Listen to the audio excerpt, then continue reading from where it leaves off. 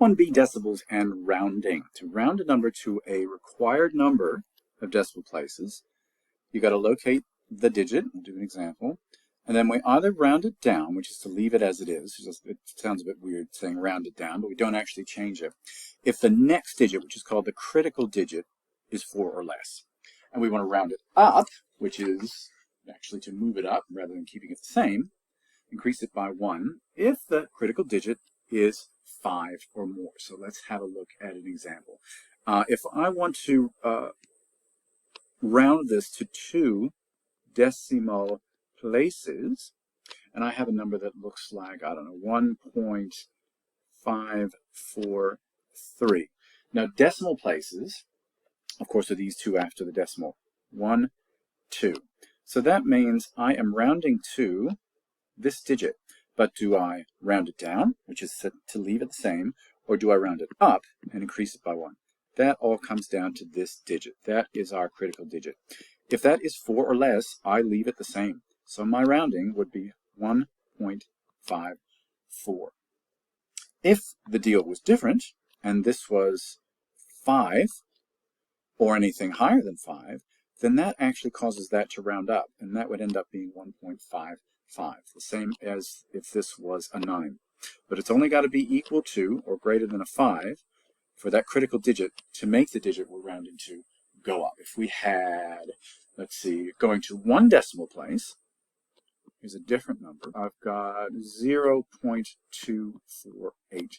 So the 1 decimal place, I don't care about the 0. I care about what happens after that decimal is 2. And I'm not going to write a 2 yet because I need to have a look at my critical digit and see whether or not I'm going to leave it as is, which is to say the term we use is rounding down, or increase it by 1. Now, if that is 4 or less, which it is, then I'm going to leave it as it is, and it's 2.48. Don't be fooled by this puppy over here, because you could have a lot of digits after that that are 5 or more. We are only looking at the critical digit, which is the one right after the one to which we're rounding.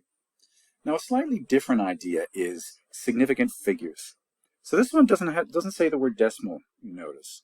So we might be asked to round something to a number of significant figures. So we're going to locate the first non-zero digit. Basically, if we had something like 0.005, I don't care, I don't care, I don't care, I care. Okay, that's the first of the 3 if we were looking for 3 significant digits. Then from that first significant figure, rather than digits, figure, then I count out the number of significant digits, including the zeros. So if I had a 0 after that, okay, you can play in the playground with us.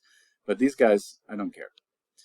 Okay, and then we'll replace any non-significant digit to the left of a decimal point with a 0. So let's try this out, okay? So first of all, you need to know what you're trying to round to the number of significant figures. So it's not decimal places anymore, it's the number of significant figures, or think of them as digits. So for this example, we're going to round each of these 2 decimal places, okay? We're going to go back and do the decimal places one. I've got 256 point, and here are my 2 decimal places, 1 and 7. I've got to look at my critical digit, which is a 9. Now that's 5 or greater, so that's going to mean I round up. That 7 becomes an 8. To 2 decimal places, 0.0 is the first decimal place, 4 is the next. My critical digit after that is 4, so that's going to remain a 4, and the rest can just get lost. Now, again, we're talking about decimal places, so I have, this is about 4 point.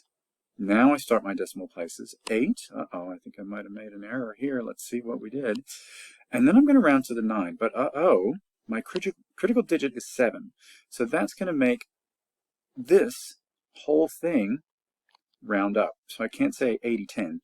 I've got to say 90, because the 9 rounds up, which forces the 8 to round up. Oh, a little bit of trickery there. That's hilarious. So that's the decimal places. Now we're looking at significant figures. So decimal places may or may not play a role here. And how many do we want? We want 2.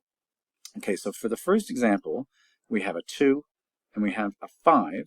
So we want to round up, either up or down, to those 2 places. And you can see we have a 6. So my first significant figure is a 2. And then because our critical digit after the 5 is a 6, that's going to make that 5 round up to become a 6. and I replace those last two places with zeros, because I do want it to still be 2,000 something hundred and something. Again, we're going to two significant digits. So here we are again. We got a big long number. The first one is a non-zero number, so that's our first one. And then we've got a 3. So we've got our two significant figures there, followed by a critical digit of 0. Well, good news for us. We get to keep the 3. We round it down, which is to say keep it the same. And then we just fill it out until it finishes and reaches a decimal point. We don't care about any of this. We don't have to write the decimal point there because it would make absolutely no difference in the world. It would just make it look messier to write that like that. So just forget about it. The estimate is there. And now, remember I told you before about how these first two zeros from left to right aren't necessarily our friends. So the first significant digit is going to be this 4, the first non-zero number from left to right. We still have to keep it in that place. It's still going to be in the, let's see, tenths, hundredths place. But that's the digit to which we're going to round, the first, and this is the second. And as you know, the critical digit after it is a 5, so we'll get 0.04, and we round that 0 up to a 1. Now we want to estimate the following by rounding each number. Okay, and we are going to round it to one significant figure. So not too crazy, all right? We have 27 plus 1329.5 times, there's no way you could estimate this, but aha, if we're going to one significant figure, that's going to make life easier. 2 followed by a 7 makes that a 3, so 27 rounds up to 30. And we're looking, this is our significant figure here, and it's followed by a 3. So good news is we can actually round that to a plain old 1,000. You see where I'm going here.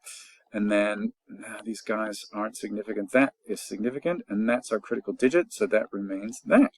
And so if we use the order of operations now, I should probably make that about, then we're going to keep 30, and 1,000 times 0.06 is 2, 1, 2, 3.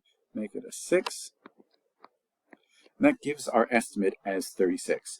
And if you were to use a calculator and you go through and punch in exactly those numbers, you're going to come out with exactly equals 35.5, which is a pretty good estimate based on rounding. Now there's your work.